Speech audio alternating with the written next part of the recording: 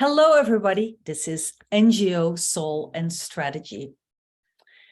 There is an assumed crisis of confidence in charities, even though it should be said that there is actually scant evidence that trust in nonprofits is declining in significant ways. But NGO scandals in particular, INGO scandals, especially in the last 5 or so years, seem to have been in the media more and have been heavily discussed on social media. And it's possible, as the person who I'm about to interview today says, it's possible that a critical mass will be reached soon where that trust will decline in significant ways.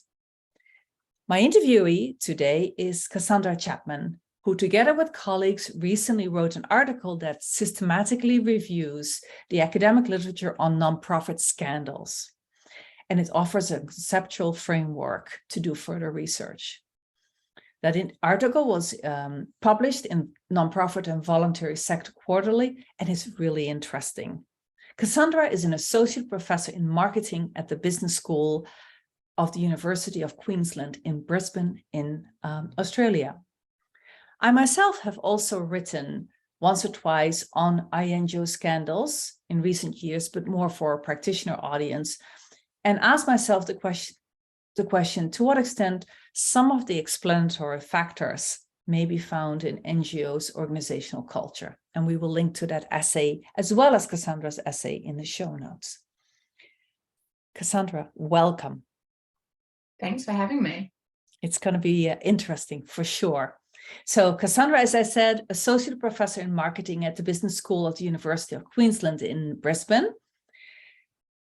I was going to ask you, Cassandra, how the specialization in marketing led to your interest in nonprofit scandals, but we're going to talk about that in a moment. But then I also saw the rest of your profile. You were, in a previous life, a practitioner in fundraising and communication in INGOs before you entered academia, because you were a supporter development manager, as well as a fundraiser and communications manager at ChildFund in New Zealand. Do I have that right? Yeah, ChildFund among a range of other INGOs, mostly working in sort of international development and child protection areas. But yeah, so a range of fundraising, communication, volunteer management, communication management, aid work. Yes, that makes sense. I see now how that evolved into an academic career. But for the record, Cassandra, to get us going, how did you come to the field of studying nonprofit scandals? Yeah, well, nonprofit scandals is just one piece of the puzzle, I suppose, in terms of my career. But basically, I come from that professional background of working and being immersed in the nonprofit sector and doing a lot of fundraising and communications and marketing. And then I ended up doing a PhD in psychology and social psychology that was all about the psychology of giving. So how are people thinking about and relating to nonprofits? And during that time, I did a lot of work on identity and how people choose which causes to support. But as I was finishing that up, I started working on some projects about trust in mission-based organizations, trust in nonprofits, and trust is also a psychological way that people engage with charities. And that sort of just, I guess it just grew from there. As we did study after study, we had new questions. We saw a lot of media coverage. And so I'm really interested in general, as an academic, in creating usable knowledge for practitioners. Like, I got into this because as a practitioner, I had a lot of questions about what would be effective and ethical in my fundraising practices and how nonprofits should go about their work. And I felt like there were a lot of unanswered questions. And so with my unique combination of the professional experience and the psychological training, I hope that I can just answer the big questions that nonprofits and fundraisers have. And so one of the things that I do is I pay attention to what everyone's saying, right? And so the media and managers and fundraisers, I'd go to conferences and people were talking about this crisis of trust. And that's really how it began. And we were like, okay, everyone's talking about it. Is there data to support it? Like, is it real? And that's how we started this trajectory. Started with a paper a few years ago where we analyzed data on how much people trusted NGOs all around the world. And over time, we looked at 10 years of data from about 35 countries. And we found that despite everyone believing there was a crisis of trust, if anything, when you took into account the various individual differences, trust was increasing over time. So we were like, okay, it's not real. So what's going on? How are people, what is happening when scandals emerge? If it's not that people are losing trust in the sector, how are they responding? And we did a whole series of studies looking at how people responded to scandals within organizations. So if a specific organization was embroiled in something, of course they lose trust, of course they lose support. And so it just grew from there, really. And the paper that you're referring to probably for me was like a capstone on about 3 years worth of empirical work that my team and I had been doing. And I kind of felt like, I feel like I've done a lot in that space. I kind of want to close that out. And how I can do that is, why don't I summarize what I've done, but what everyone's been doing? What do we know? And then orient us towards the future. Well, what needs to happen next? So that if I don't do any more, somebody else can pick that up and kind of have a way forward.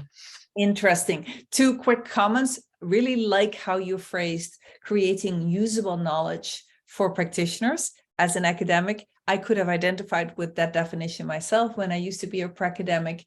And good news that actually trust, I think it's good news, that trust in charities has actually continued to increase over time. Not something, of course, to sit on our laurels about, but interesting nonetheless. And with that, you've already answered one of my questions. But let's still stay with the basics for a moment.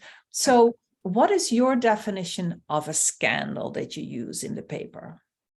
Well, look, it is a little bit hard to define scandal for different reasons. What we were interested in here was when there was some sort of public recognition of bad behavior that was occurring within or by nonprofits. And what we found really quickly is that, at least when it comes to the research world, almost everything we know about nonprofit scandals, what's happening is it's bad behavior occurring within nonprofits. So it's very rare that the nonprofit itself is, as an organization, is doing something unethical. But what's often happening is individual actors within the organization are committing fraud, for example. So often the nonprofits themselves are actually the victims of a fraud, but it creates a scandal. And so that's kind of what we were interested in. And I think we found 45 articles off the top of my head, around that many, over a period of 30 years that had actually, so there's lots of research looking, for example, at internal controls and looking at governance, but they don't actually look at how those things relate to whether or not scandalous behavior occurs. And so I honed the focus. I was like, I just want to know what we actually know about these scandals. Yeah. Whether it's fraud, corruption, sexual exploitation, I mean, all kinds of different behaviors could be occurring. Yeah, and so in the article throughout for our listeners, and if we're able to provide you with a publicly available version of the paper in the show notes, I would love for our listeners to have access directly to your paper. But you constantly differentiate between individual factors, organization level factor, and sector level factors, and we'll get back to that. Still on the topic briefly on what types of scandals we can identify. So you mentioned fraud, which is obviously is a self-evident one and a fairly big one, probably empirically, mismanagement, exploitation and abuse, and corruption. I'm wondering, I was just curious as I was reading, how do you categorize the scandals and very negative press, as well as internal self-criticism within the sector around allegations of racism, bias, etc.? Do they fit a bunch? That would be a scandal, yeah. So in that paper that you're referring to, we document what other people have studied. And a lot of people have studied fraud, and sometimes there's pragmatic reasons for that. So there's like a fraud register or something like that. So there's like data available. On organizations that have experienced frauds. So it means that researchers, it's an easier thing to study. We have some data in that systematic review about sexual misconduct, I think some corruption, and they tend to be case studies. So where people might have analyzed specific organizations that have gone through some kind of scandal.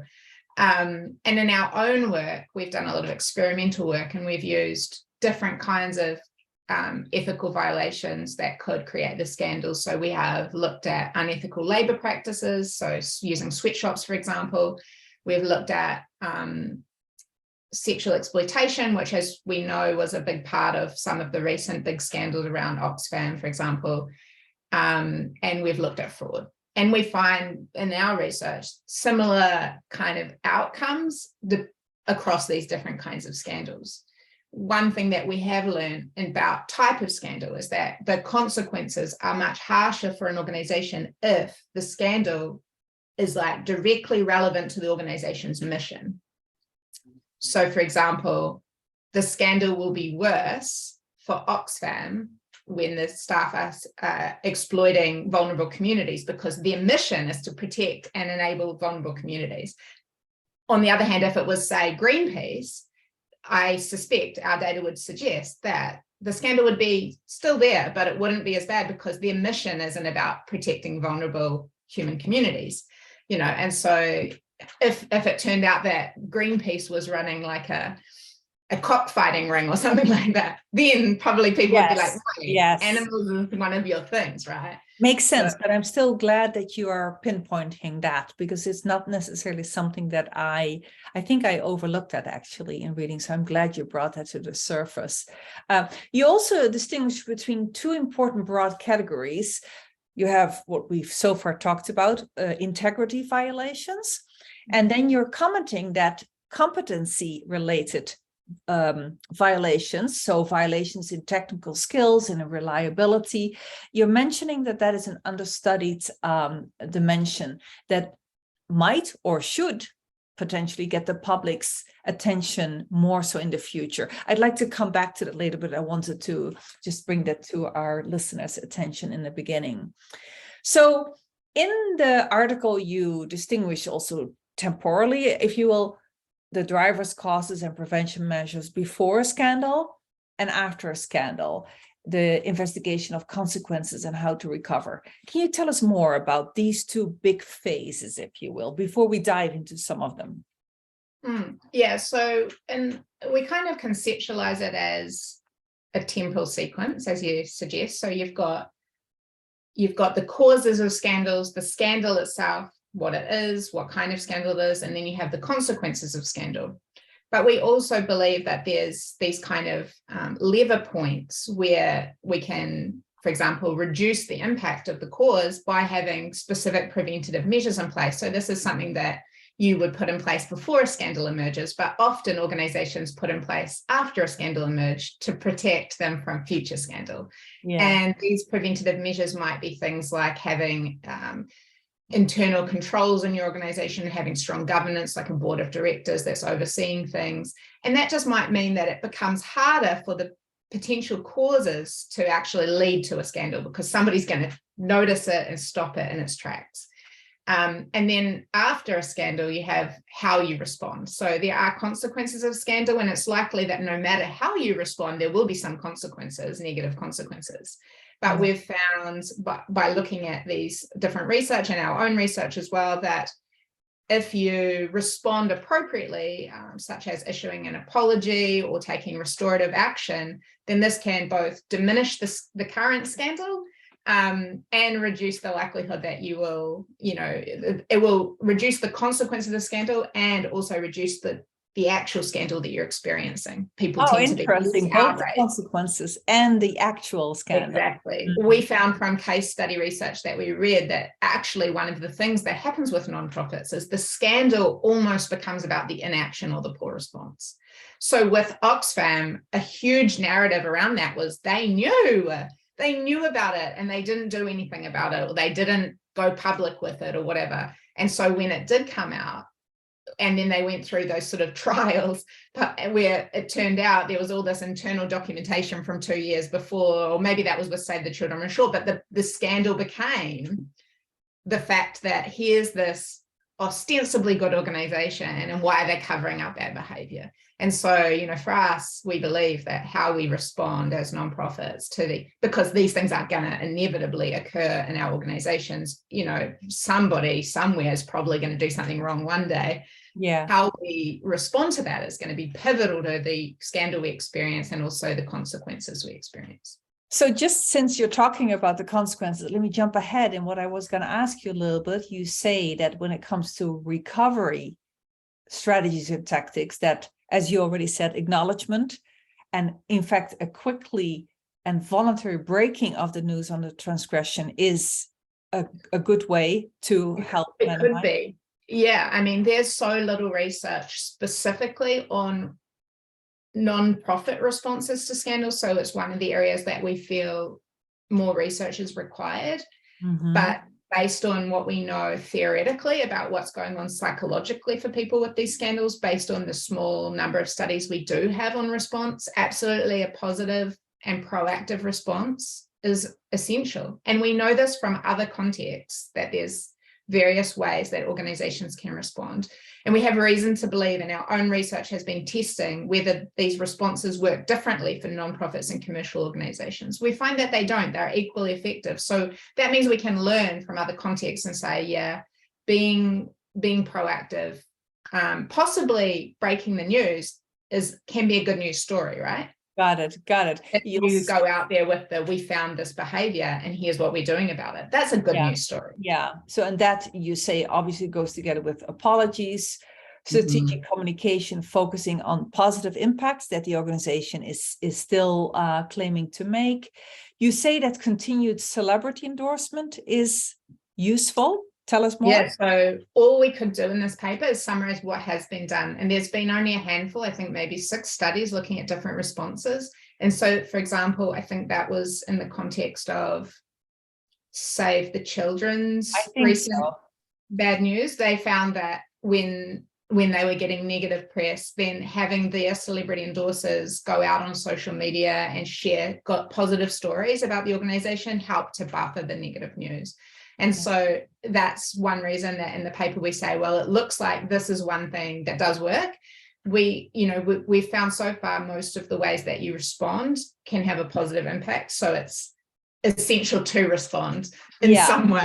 Yeah. And of course, lots of internal action in terms of investigations and consequences for transgressors, as well as for policy changes, programmatic changes, resources, etc.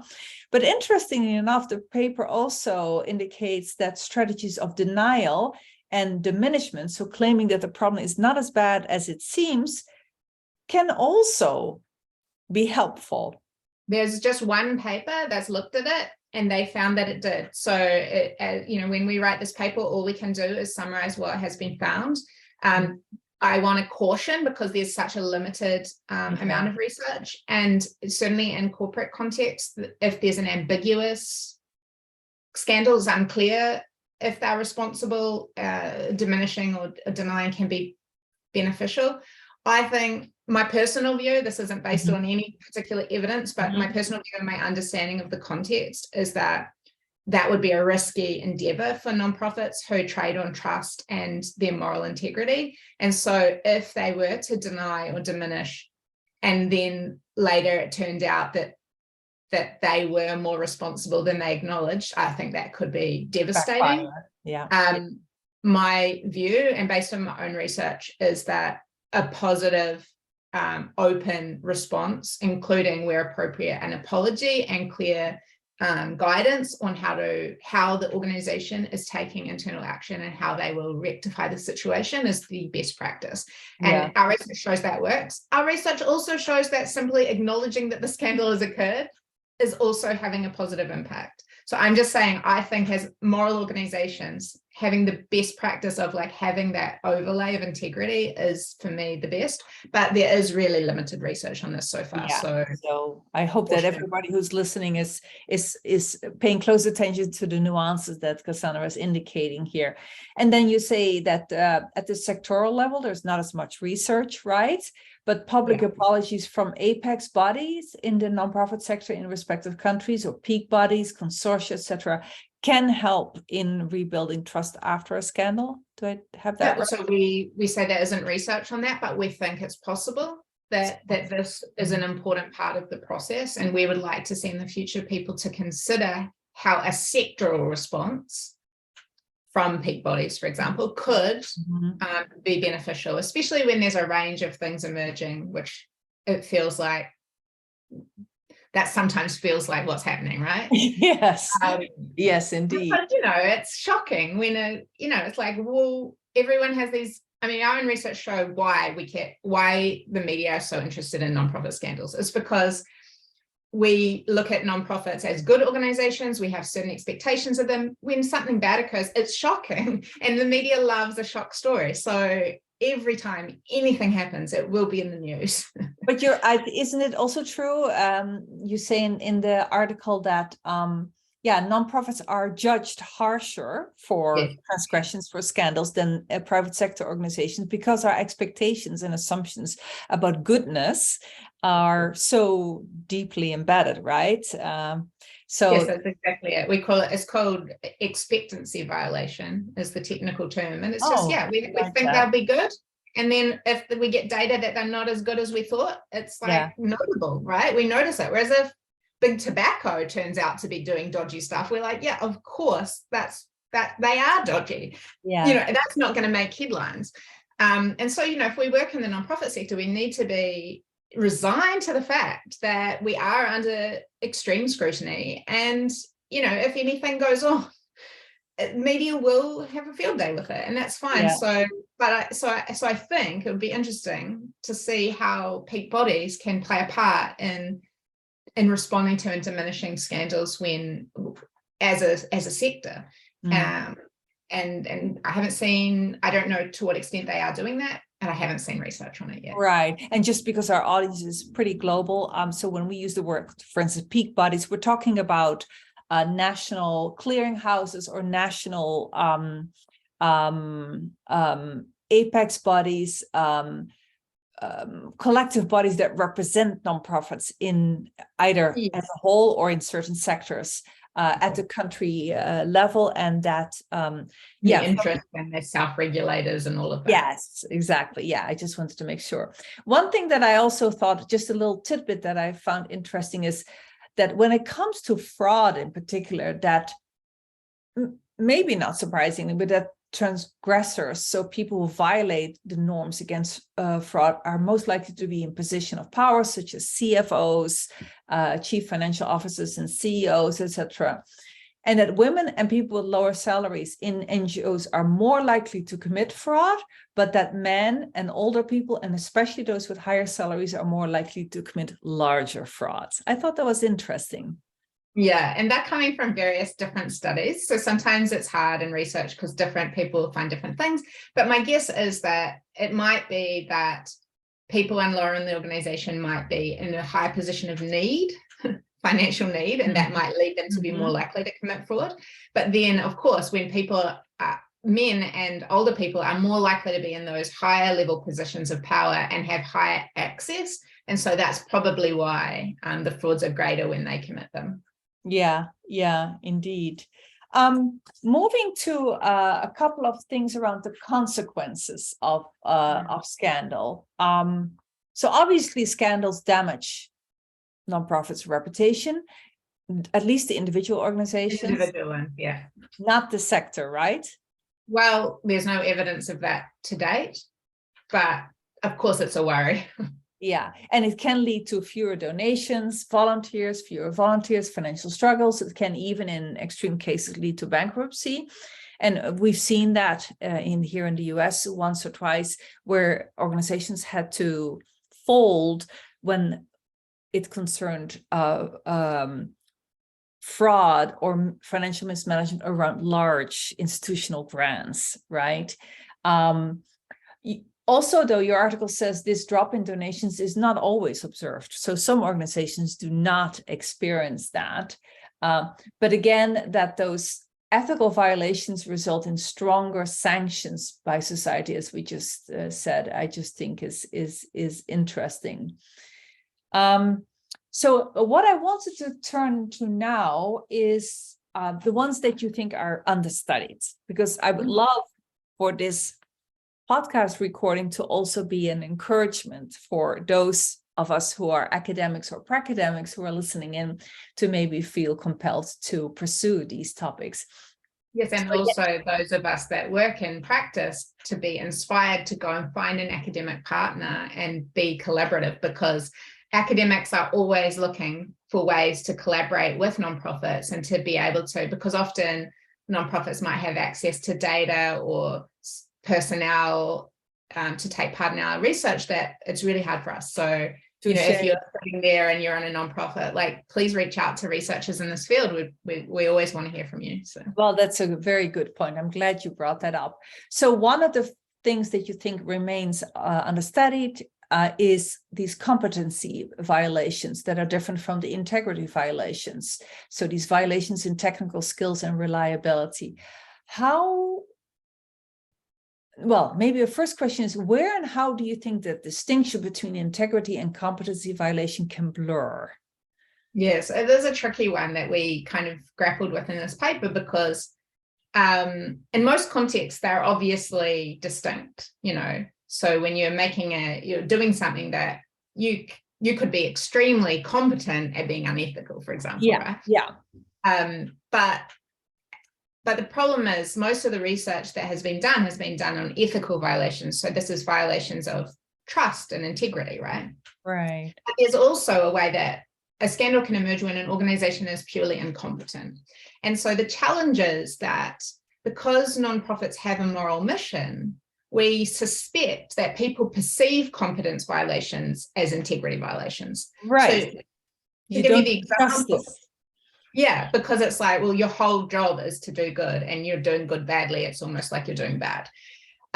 So one example that we talked about is, the list of the America's worst charities, because the charities that send the smallest proportion of the money that they raise to programs, right? So it's something, how much of the money that's raised goes to the mission. The overhead ratio. Mm-hmm. Yeah.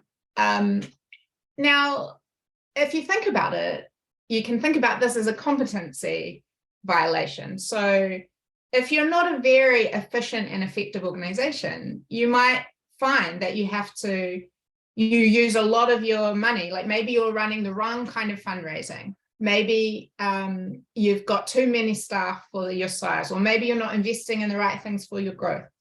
And so you think it's probably a competence violation if people are unable to effectively make an impact. However, it feels so unethical to people, not necessarily to people in the sector, but to the public, right? They'll say, oh, well, it feels so unethical that you're using my money just to pay for your salaries when you're supposed to be doing this mission. And so the challenges, and I think you spoke to Isabel de Bruin Cardoso, and I know she also has talked about this in her research, and we've got other research that we haven't published yet, but that finds this, where people just find different things to be violations within nonprofits than they would in other contexts.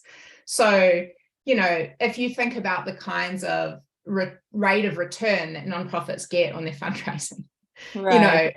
Absolutely incredible. I don't know if there's any commercial organizations that are getting, the returns of 3 to 1 or 4 to 1. Tell me more, Cassandra, before you continue. What do you mean by rate of return on fundraising? So, for example, most nonprofits that I'm aware of, their general returns, every dollar they would invest in fundraising, they might get $3 back on average. Some more, some a little bit less. So, that means that their return is significant. So when they invest in marketing, they get a lot of sales through the door. Now, many commercial organizations might be very happy, instead of a 300% return, with a 10% return or a 20% return, right? If they're making anything over and above what they're investing, it's considered good investment. And so if you look on the stock market and you look at all these corporations and how much they're actually increasing their worth through their work and their investments in fundraising, et cetera, or in marketing. Commercial organizations are not getting these kinds of returns, but they're also, not subjected to the scrutiny that nonprofits are. So it's sort of like the same behavior that would be celebrated in a commercial context can be kind of derogated in a nonprofit context. So then it becomes a violation. Like, it's like, oh, you're only getting, so you're spending, $100 on fundraising, and then you get $200 back, but $100 goes back to pay back the fundraising. Well, that doesn't seem very good, like, yeah, well, that's a pretty amazing return. That's all very relative, but it's also very tricky because we do not want to, either through our research or through our practice and the norms that we keep evolving in the sector, we don't want to further feed the beast of the overhead myth, right? Because as many colleagues of us on the academic side of things have shown in recent decade or two, is that efficiency or low overhead does not equal effectiveness, does not equal outcomes, etc. So it's that also from that perspective, it's a very sensitive thing to want to research and to talk about, I think, particularly in the public. But it doesn't have to be overhead. So just to pick up on your point, I totally agree with you. Like, this is kind of the point I'm trying to make, is like, we're held to these ridiculous standards. Actually, we should be celebrated for the incredible work that's being done on a shoestring. But, there are other factors within the nonprofit sector. For example, there are high rates of volunteerism. So there's a lot of people working, especially in smaller organizations, as volunteers. They might be not trained for the kind of work that they're doing. Correct. So, for example, it might be some kind of financial mismanagement, not because of some fraud, not deliberate unethical behavior, but competence violation. That person simply didn't know what they were doing, and that led to, and so we're interested in that as well. And when it's simply just mistakes that are being made. But again, the sense we have is that it's very hard to disentangle the ethical and the competence in these contexts, because of the moral mission of the organization, but also because of the stereotype of nonprofits potentially as being what social psychologists would say warm and competent. So good-hearted, warm and incompetent, good-hearted, but sort of not necessarily effective. And I think that is a stereotype that people have. So when they aren't particularly effective or they're slightly incompetent, people are like, yeah, as expected. I could now go on a tangent about that, but I'm not gonna do that because I'm looking at the time thinking, I want to ask you one or two more things. This was a fascinating segment right there. You mentioned something about voluntarism and moral licensing. I think that's a really interesting term that a lot of practitioners may not be aware of. So moral licensing, but I'm going to ask you to unpack this a little bit more. As I understand it, is that when a person, so whether a staff, volunteer, board member, etc., of a nonprofit behaves morally in the context of the nonprofit, and then feels that they have the license to subsequently behave in unethical or immoral ways. That's been part of something that I've been thinking about a lot in the last couple of years. I think it's those of us who work in a sector, they have our identities are deeply tied with our work in ways that I argue are sometimes quite unhealthy. So tell us more about that moral licensing phenomena, define it a little bit more for us, and link it back to what we're talking about today. Yeah, so myself and one of my co-authors, Matthew Hornsey, we're both social psychologists. So when we came to this question of scandal, the first thing that popped in our minds was this concept of moral licensing, which has been established in psychology, which is, in basic terms, just if you do something good, then later you're given the chance to do something bad, you might be more likely to do it because you're like, I've already done the good thing. And there's time and again through psychological experiments that we've found that when you give somebody the chance to do a small, naughty thing, or whether it's breaking their diet or like pocketing the change from something, or just a small unethical thing, or a small thing that they shouldn't be doing, then if they've just done something good, then they're more likely to do it, because now they can convince themselves, well, I'm still a good person. I've done plenty of good things. I guess I've done so many good things. I'm sort of justified in this small little thing for me. And so we just thought in this context, when you've got people that are either volunteers, so they're working completely for free in their spare time, giving so much to the organization, or if they're professionals and they're paid, often they're taking a pretty large pay penalty to work in the sector. you've got perfect conditions for people, and they might not even be conscious of it, to psychologically feel like, I'm giving so much, I'm kind of justified in taking a little. And then you've just got a perfect storm for just corner cutting, small things. It might be just, you know, I might leave work early because, well, I do so much already for this organization.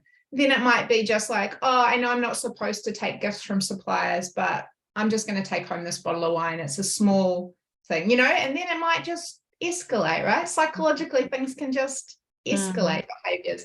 And so really there's no research on this at all. And we just found that baffling, and we were like, well, it has to be done. Has to be done, most certainly. Yeah. The other thing that you said in the context of moral licensing or moral credentialing, right? People feel morally credentialed because they work in a nonprofit area, is that the end justifies the means. Right. So that's right. And that's another thing that we kind of counterintuitively perhaps suggest, that people that are more invested in the mission of the organization, that believe more in the nonprofit, might actually be more likely to do unethical behaviors, because they have this the end justifies the means mentality, where they're like, wow. And there's some research showing that when there's, I can't remember exactly how they phrase it, but it's like client benefiting misconduct. So and I think this was the context of organ donations or something like that. So if people could do unethical things to benefit a client that they knew, then they would do those to the extent that they would, if it was a nonprofit, but not if it was a commercial organization. And that's probably because people are much more invested. And so they think, oh, this is a really important outcome. And that's where you might see, and this is just all hypothetical, this right. is just not data, but that's where you might see, for example, somebody that believes so strongly in the mission, and they're like, look, we've got this pool of money. It was meant to be for that, but that project's finished. We should theoretically give it back, but there's all these other people over here that need it. Maybe we'll just redistribute it, right? And it's like, again, in a commercial organization, that wouldn't even be a thing. Like, if you spend the money where the organization needs it, is totally fine. But in a nonprofit, that's unethical, right? Yeah. And that's a violation. But so it might be that the person is more invested in the mission, they're more likely to do that, this unethical redistribution, because they care so much about, well, if we just give it back, then there's all these people out there that we could have helped. I could also, but it's again also purely hypothetically, I could imagine that on the campaigning side of civil society, that end justifies the means is also something that psychologically one could easily understand, right?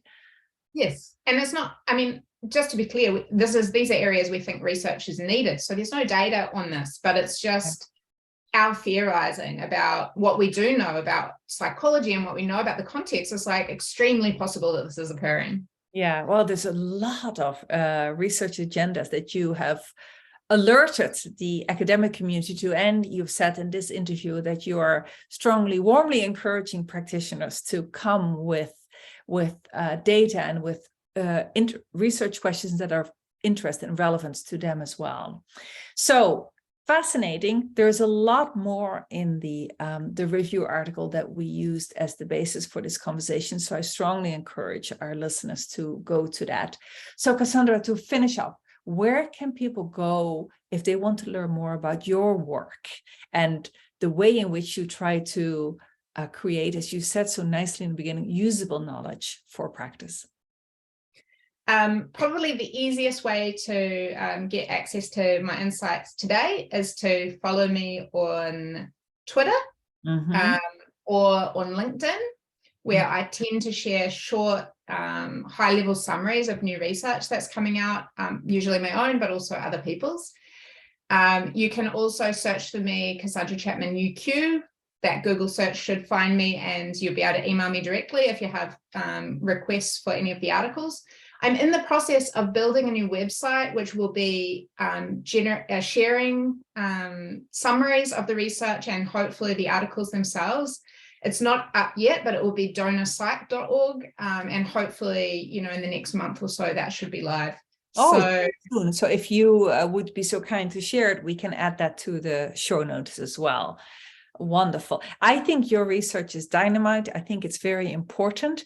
And I also think, and this is in my mind, something I need to say, you know how to talk about it in a way that practitioners find salient, and that they know that you understand where they're coming from. And that is probably partially because you used to be a practitioner yourself, but it's also a communication skill. So I just applaud you for that. Well, thank you, Cassandra, for all your insights during this fascinating conversation. And thank you, listeners. If you found this podcast stimulating, then be sure to check out, there are some other episodes in my podcast that focus on ethics, such as episodes 35 and 37, which are also quite provocative and make you think. And you can find many of these, not just on my website, fiveoaksconsulting.org, but also on my YouTube channel. Sign up for the email list, and you will always be the first to be in the know. And finally, if you want to get better at what is decisively a set of future fit skills, namely how to manage your virtual hybrid teams better, then we have the right solution for you, because we at Five Oaks Consulting are soon launching the announcement for another open enrollment course in our course called Virtual Team Leadership Essentials. So again, check out the website and you'll learn more. This is Tosca, and I look forward to spending time with you on NGO Soul and Strategy next time.